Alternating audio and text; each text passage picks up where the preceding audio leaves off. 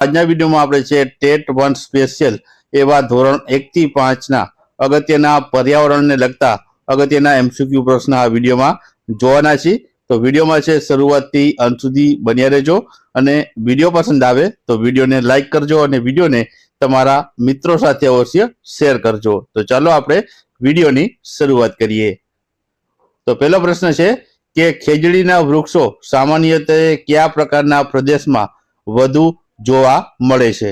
તો આના ઓપ્શન આપેલા છે કે પર્વતીય વિસ્તાર, દરિયા કિનારો, રણ વિસ્તાર કે મેંગ્રુવના જંગલોમાં।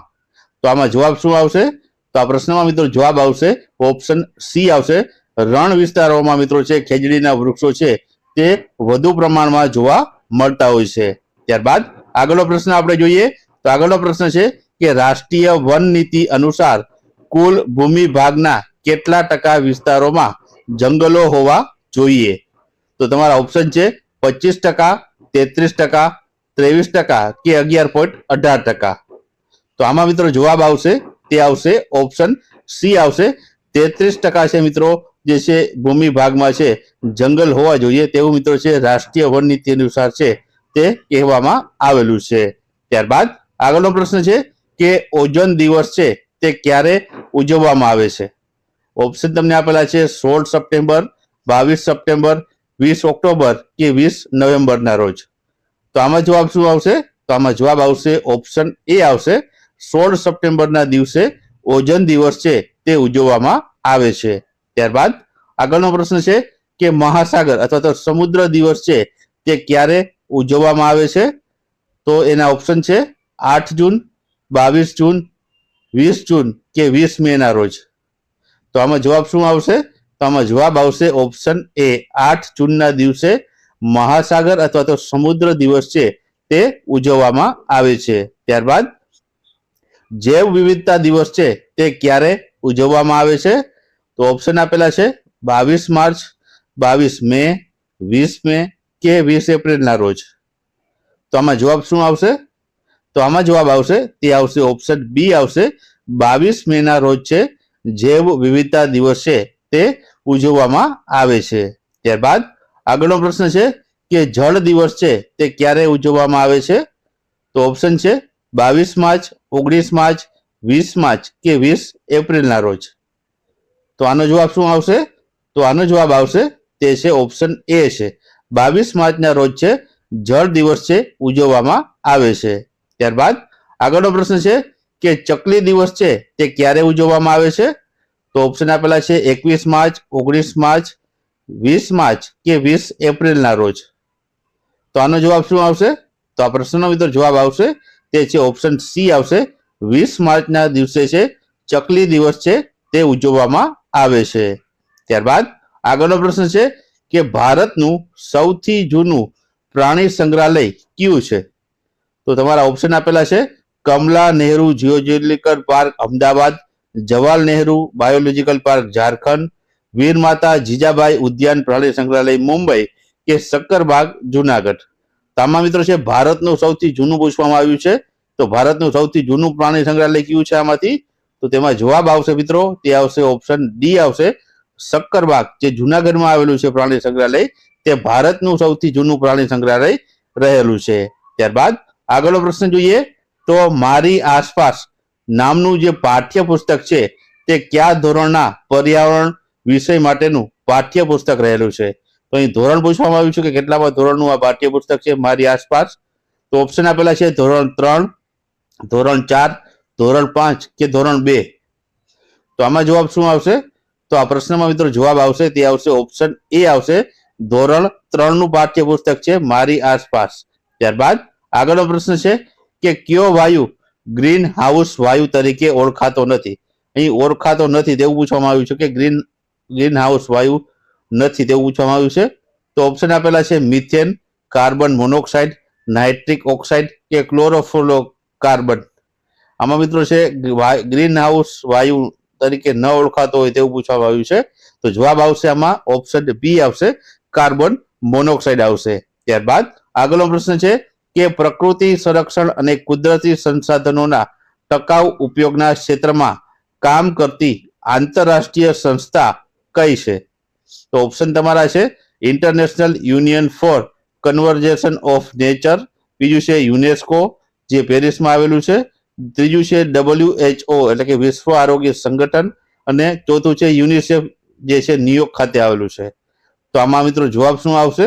તો આ પ્રશ્નમાં જવાબ આવશે ઓપ્શન એ આવશે international union for conversation of nature છે એટલે કે IUCN છે તે પ્રકૃતિ સંરક્ષણ અને કુદરતી સંસાધનોના ટકાઉ ઉપયોગના ક્ષેત્રમાં કામ કરતી આંતરરાષ્ટ્રીય સંસ્થા રહેલી છે.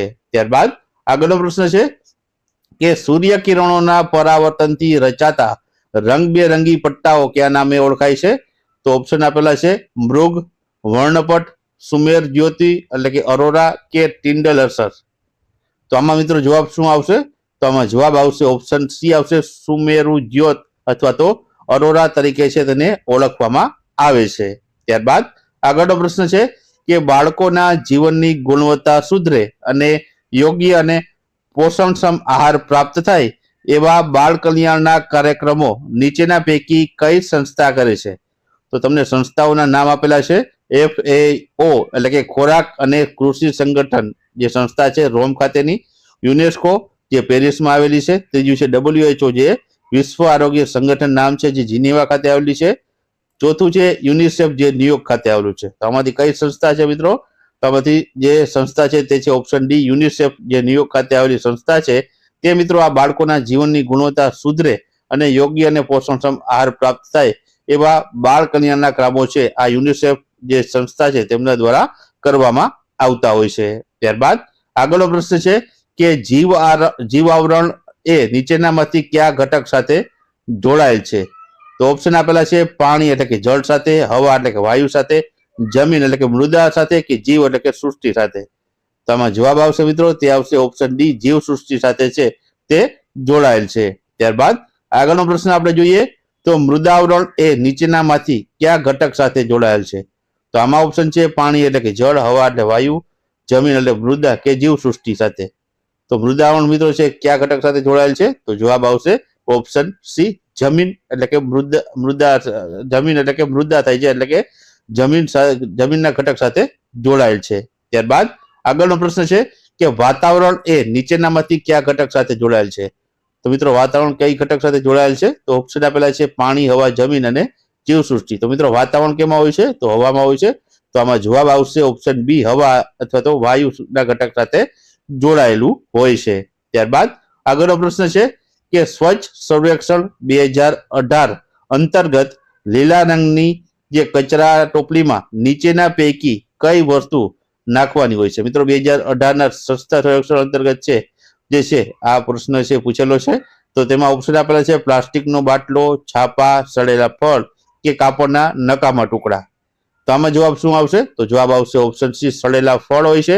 તે મિત્રો આ લીલા રંગના જે છે કચરા ટોપલીમાં છે તે સડેલા ફળ છે નાખવાના હોય છે. ત્યારબાદ આગળનો પ્રશ્ન છે કે ગુજરાતમાં કાર્યરત સંસ્થા water and land management institute એટલે કે વોલ્મી નું જે વડુ મથક છે તે ક્યાં આવેલું છે? તો તમારા ઓપ્શન છે વડોદરા, આણંદ, જુનાગઢ કે અમદાવાદ ખાતે. તો આમાં જવાબ શું આવશે મિત્રો? તો જવાબ આવશે આમાં ઓપ્શન બી આવશે આણંદ ખાતે છે મિત્રો આ સંસ્થાનું વડુ મથક છે તે આવેલું છે. ત્યારબાદ આગળનો પ્રશ્ન છે કે ગુજરાતમાં પર્યાવરણ માટે કાર્યરત સંસ્થા ગુજરાત ઇકોલોજીકલ સોસાયટી એટલે કે GEC નું વડુ મથક છે તે ક્યાં આવેલું છે? ઓપ્શન છે વડોદરા, આહવા, જુનાગઢ કે અમદાવાદ ખાતે. તો આમાં જવાબ આવશે મિત્રો તે આવશે ઓપ્શન એ આવશે વડોદરા ખાતે છે આ સંસ્થાનું મુખ્ય મથક અથવા તો વડુ મથક છે તે આવેલું છે. ત્યારબાદ આગળનો પ્રશ્ન છે કે નીચેનામાંથી કઈ જોડ અયોગ્ય છે? તો તમને 4 અલગ અલગ જોડ આપેલા છે. તેમાં છે જે વડોદરામાં સયાજી બાગ આવેલું છે, અમદાવાદમાં કમલા નહેરુ પાર્ક આવેલું છે, રાજકોટમાં સરથાણા નેચર પાર્ક આવેલું છે અને જુનાગઢમાં શક્કરબાગ આવેલું છે. તો આમાંથી કઈ જોડ અયોગ્ય છે તે જણાવવાની છે. તો આમાં તમે જવાબ જોશો તો જવાબ આમાં સી આવશે કે રાજકોટમાં મિત્રો છે સરથાણા નેચર પાર્ક આવેલો નથી. તો અયોગ્ય જોડ ગોતવાની હતી તો જવાબ આવશે option C Rajkot Sarthana nature park. ત્યારબાદ આગળનો પ્રશ્ન છે કે ગુજરાતમાં પર્યાવરણ જાગૃતિ માટે કાર્યરત સંસ્થા પર્યાવરણ શિક્ષણ કેન્દ્ર એટલે કે CEE ક્યાં આવેલું છે? તો ઓપ્શન છે વડોદરા, આહવા, જુનાગઢ કે અમદાવાદ ખાતે. તો આમાં જવાબ આવશે મિત્રો ઓપ્શન ડી આવશે, અમદાવાદ ખાતે છે આ કેન્દ્ર આવેલું છે. ત્યારબાદ આગળનો પ્રશ્ન છે કે ગુજરાત વન વિભાગ દ્વારા છે મિત્રો મે 2025માં કોની વસ્તી ગણતરી કરવામાં આવી હતી? મિત્રો આ તાજેતરનો જ પ્રશ્ન છે.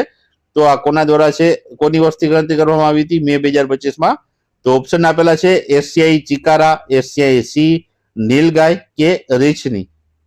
તો આમાં જવાબ આવશે મિત્રો તે આવશે ઓપ્શન બી આવશે, એશિયાઈ સિંહની વસ્તી ગણતરી મિત્રો છે ગુજરાત વન વિભાગ દ્વારા છે તાજેતરમાં જ મે 2025માં છે તે કરવામાં આવી હતી.